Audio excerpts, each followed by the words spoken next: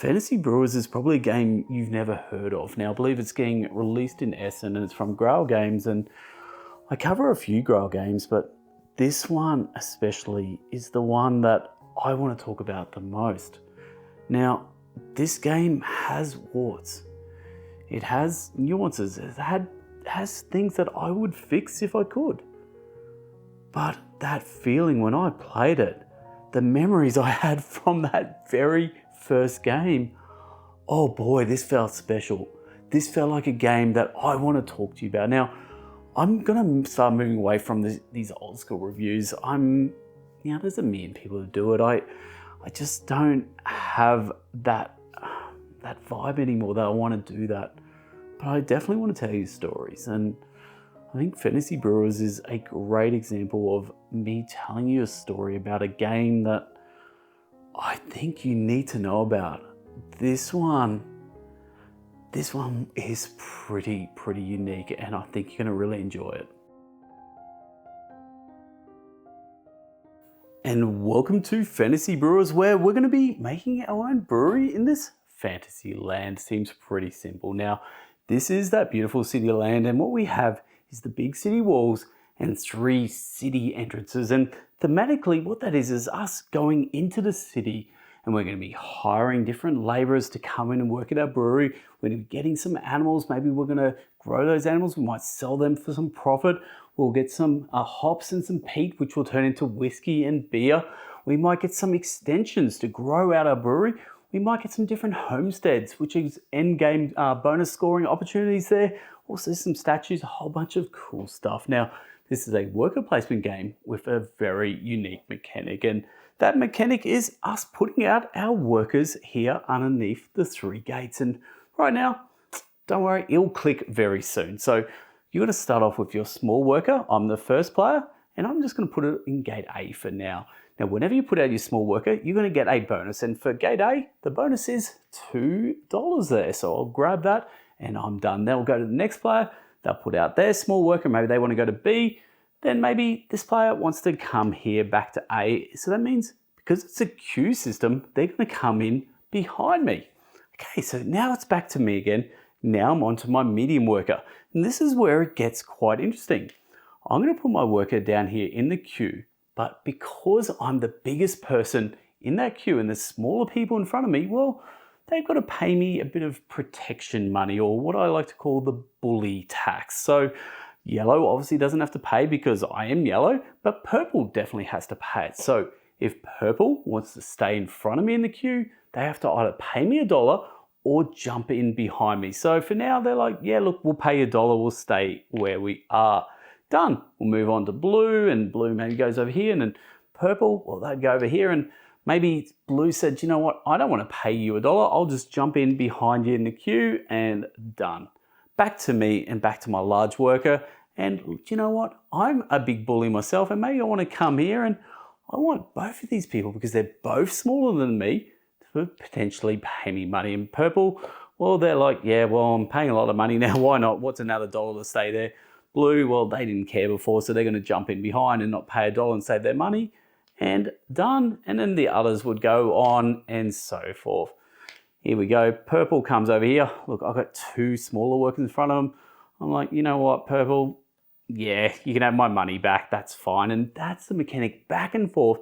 Again, at higher play count, the more interaction you have at each location, that's really the highlight of this game. I love that mechanic. So, okay, done. We've put out our workers. That's the first part done. Now it's the worker placement spot. Now, this is where the value of going first in the queue is. So you're gonna notice in these spots, there's actually 2 sides to the gate. So think about this side as a bit of a freebie. And for this one, it basically means I can get a hops for $1. And sure, I'll 100% do that, because hops will eventually turn into beer, and beer's great in a brewery. If you've ever been to a brewery before, kind of need beer. Okay, so that's my bonus action done now, but here's the primary action. So because I'm first, I get to go wherever I want. I get to choose any of these 6 spots, and I'm going to choose to go here. I'm going to get a brewer to come in. So I'm hiring this brewer to go work in my brewery. Would again cost me $1. And done. I've done my turn. Then purple will go and do theirs, and maybe they want to go get that worker, that laborer to come in and work for them. back to me again. And for now, I want to get a goat. I feel like this brewery is lacking in goats right now. So I'm going to go over here. But you're going to notice now it's not currency. It's actually a beer symbol. Well, lucky for me, I got that brewer early on, and that brewer has a beer symbol. So all you do is turn over the brewer. I've now paid the beer symbol, and now I've got myself a goat. And that goat, while currently it's a small goat, could eventually turn into a big goat for me. It might be worth some money later on if I want to sell the goat. So that's where I'm at right now, and I've done my turn there. But the good thing with these cards is there's plenty of opportunities here to be able to flip those cards back over. And you're going to notice a lot of spots over there. And that's really the primary mechanics where you'll be using your workers, expending them, and then flipping them back again to be able to reutilize them later. Okay, that's done. Let's pretend everyone else has done their turns. The one thing to note is you'll notice on A and C, there's a doorway that actually flips. And the cool thing about this is over the course of each round, one of these doors will flip over. And when it does, let's flip that over there. You're going to notice there's a whole bunch of different worker placement spots on the other side, plus a different bonus spot. So that's very cool. So over the course of every round, everything's going to feel different with one of those gates flipping over, and we're going to be fighting over different spots, and very, very cool stuff. Now, if we ever get blocked out in any of these spots, well, we would just go over to the tavern. We get a little bit of a bonus over here for going there, and that's fine. It's just a bit of a, hey, we tried. Let's go to the pub and drink our sorrows away. And anyway, that's pretty much it. So really, the purpose of this game is you're going to be going out, collecting workers. Those workers will then help you get different animals and things like that, but it's also going to help you pay for those animals. Now, here's the problem. After each round, you need to pay upkeep. And I need to pay upkeep here. Well, there's a coin, so I'll pay upkeep on the hops, but I also need to pay a wheat symbol here for the upkeep of my goat. Lucky for me, I started off with a Brewmaster, which Brewmaster has one of each symbol, so sure, I'll flip them over, and now my goat has risen and grown to be a big goat now. And that would be the end of that round. And you're going to notice up here, each round also has different bonuses up here as well. So a lot of very cool things that happen over the course of the game. And just finally, let's chat about over here. We have the extension cards and we have the homesteads cards. Now the extensions over here, well, what they're going to do is they're going to give us ongoing bonuses. So every time we actually achieve that on the card, well, we're going to get a bonus for doing that. So they're good to especially get at the start of the game, whereas these cards down here, the homesteads, are going to be a lot more expensive, but these are going to be your end game bonuses. So this is how you're going to be scoring victory points, like a lot of victory points at the end of the game. So these are great to get at the end of the game. That's pretty much it. Let's go back and talk about my thoughts on the game. Around 30 years ago, I got my very first car. It was a blue Toyota Corolla, and the back badge that said Corolla, it was missing the LA. It probably got stolen. I was living in a pretty dodgy part of Brisbane at the time, and it just said Coral, but I felt like Carol was a more fitting name. So anyway, so Carol and me, and well, it was, how do we say? It was pretty bland. It was pretty boring. It had its warts. It had its issues. But boy, oh boy, did I love that car. Now, I can barely remember what I did last week. I swear to God, I'm getting Alzheimer's. Like, the brains just does not remember stuff anymore. But I remember those days. I remember that feeling of getting that car for the first time. And I remember, taking for a drive, taking my friends for a drive. And yeah, they're moments that I love. I love that the car, not despite its warts. I love the car because it had warts, because it was unique. And in a way, that's the world's craziest tangent to how I felt about Fantasy Brewers. I'm just generally a positive guy. I love games and I love sharing that passion of playing games.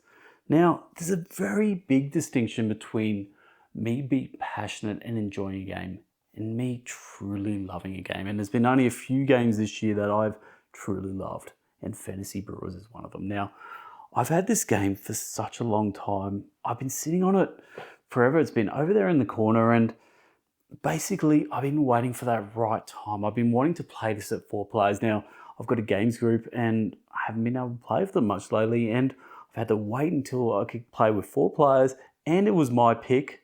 It just took a long time, and for that, I'm definitely sorry, but I'm not sorry that I got to play the game because 4 players, I don't care about the warts. You know, that ugly duckling that you took to the prom, 30, 40 years ago, that ugly duckling turned into an absolute beautiful princess, and hopefully you got married to them and life is grand. Well, this is that ugly duckling right now. This is the warts. This is, the one you took to the prom, but she turned out to be an absolute stunner.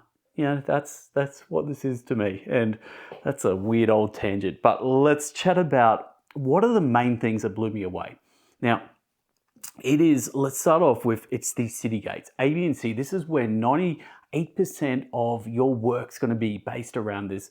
You have 18 worker placement spots plus a bonus one on each of them. You've got 18 spots that you're fighting over. Now, when we're doing that at 4 players, each player has 3 meeples each, small, medium, large. So we're 3, 6, 9, 12. So we're 12 meeples fighting over 18 spots. It gets tight. And there's so many great things you want to go after. You want to go after the people because the people are going to help you be able to pay for the animals and for the housing, because you're going to have to pay upkeep after every round. And that upkeep's really tight. If you don't pay, you're going to get negative points. And all of that's bad and everything's tight. So you're fighting over these spots. And it's amazing at 4 players. It's really, really good. Now, okay, let me just calm the farm and let's chat about this bully tactic that makes this so good. Okay, the bully tactic, you put out a small worker there. Any worker that's bigger than that, you're going to have to then pay them money to stay in the front of the queue. They call it some protection money. Forget about the name. It's an absolute bully tactic, and I, for one, love it. So, look, again, when you're fighting over that queue, you want to be in front. So you're going to have to keep paying $1. Then someone's going to see that you keep paying $1 every time, to stay in front of the queue. So someone else will put their worker there, so they get $1. And it's just this great mechanic that I haven't played before that I thoroughly loved that mechanic, that bully tactic. There's so much.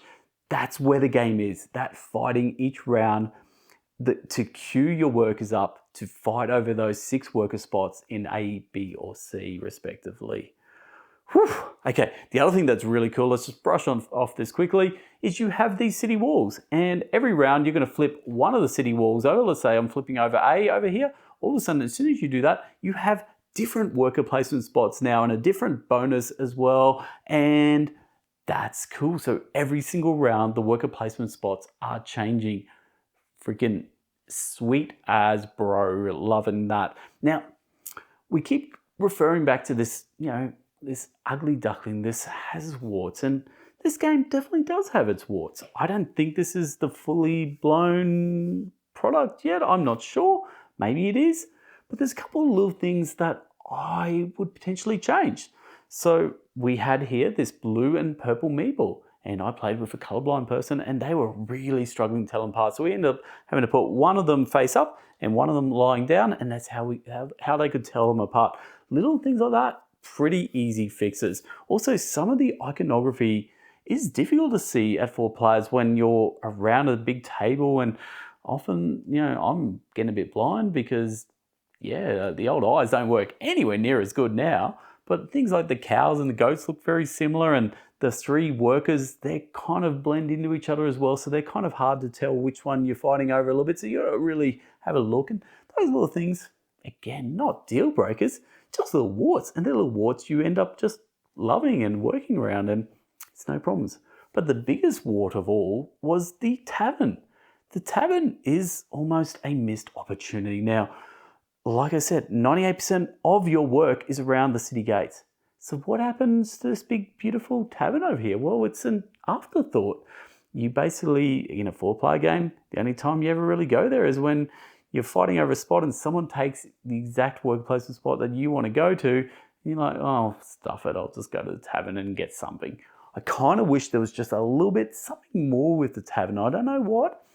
Even just the resources that you get for it, kind of wish they were just worth a little bit more to make it a slightly more attractive spot for us to utilize throughout the game. So that's the wart. Look, everything else, it's It's just great. You know, get your workers, get your animals, get your peat, get your hops there, get all your statues and your buildings, put them out, build your engine. Freaking love engine builders, and especially tight engine builders, and especially with an awesome bully mechanic. Okay, 4 players, amazing. Let's move on to 2-player experience, and it's so different. So what we have now is we have 2 players with 3 meeples each, plus we have 1 shared worker that each round the starting player gets to have the extra work. So I have 4 workers, the other player will have 3 workers. So now all of a sudden we have 7 meeples going out every round, and we still have so many worker placement spots, and it doesn't feel anywhere near as tight. So I came up with an easy solution that works for me now. A lot of people at home go, no, I'm only sticking to the rules. Well, if you're that person, turn off the video now, because you've obviously seen none of my videos, because I often like to change the rules because I just like the game to be fun for me. Anyway, all I do is very simple stuff. I roll the dice, I will get a number there. That was number 4.